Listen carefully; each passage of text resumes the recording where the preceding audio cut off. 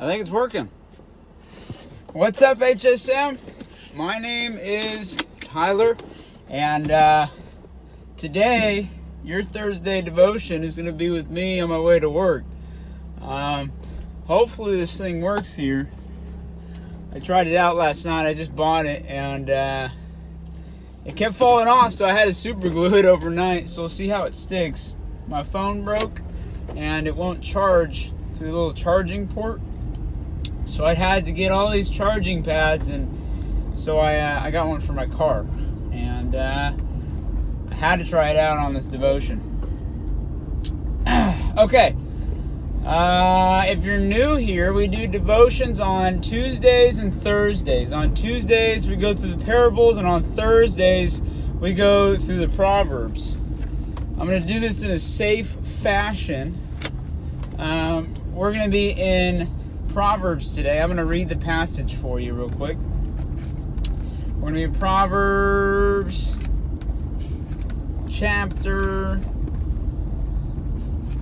I think it's 3. I think that's what I picked out. Proverbs chapter 3.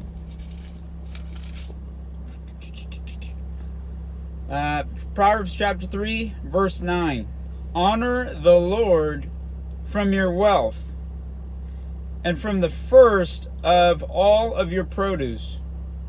And your barns will be filled with plenty, and your vats will overflow with new wine.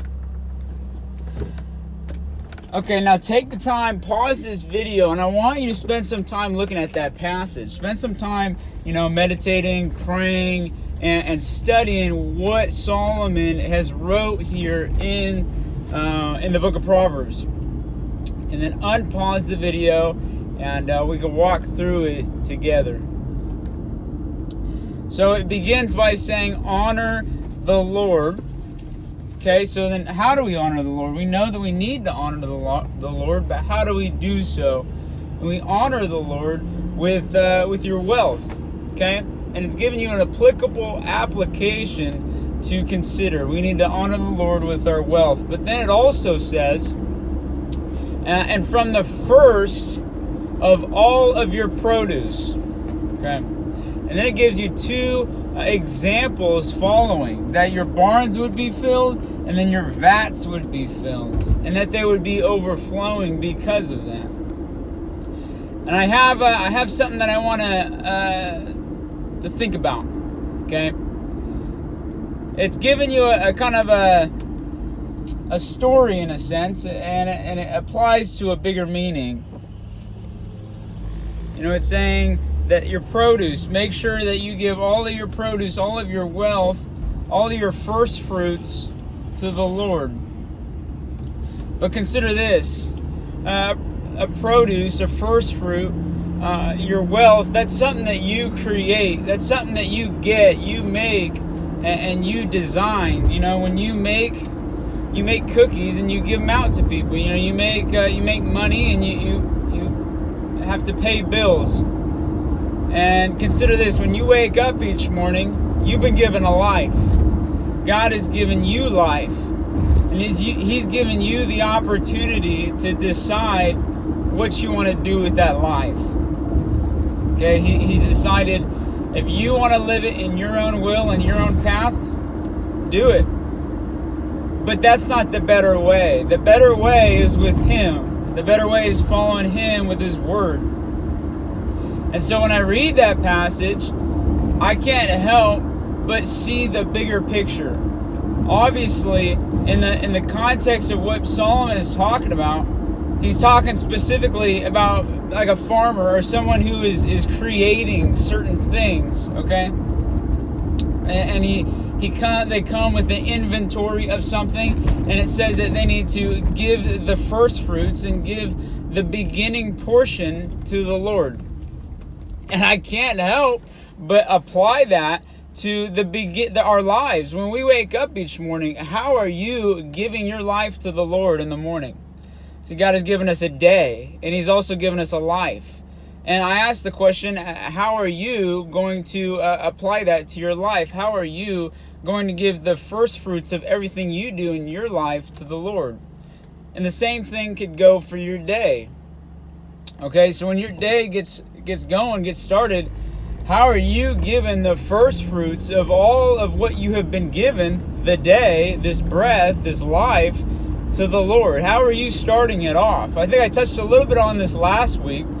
Some things that I like to do is, as soon as I wake up, that first breath that I breathe, it goes to the Lord. I try to do my best, and I do fall short. I'm not going to lie to you. I do fall short, but I do my best to acknowledge God as the first thing that comes out of my mouth.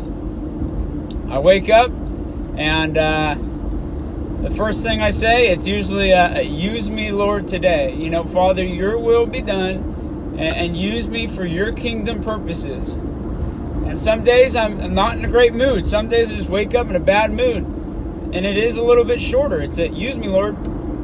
And that's okay. Some days we're not always in the best mood, but we need to continue to be obedient even though our flesh may fail.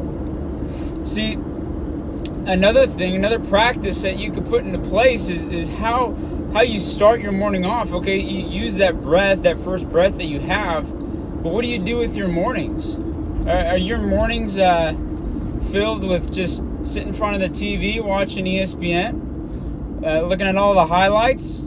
Is your mornings you in your PJs watching the news until 10 a.m.? Or are you spending genuine time with the Lord in the morning? And not just time with the Lord, but genuine time. Are you taking out all distractions, not looking at your phone till the evening time, or until you have completed your time with the Lord, and set apart all the distractions, going inside in a quiet room, and take your time with your relationship with the Lord in the morning?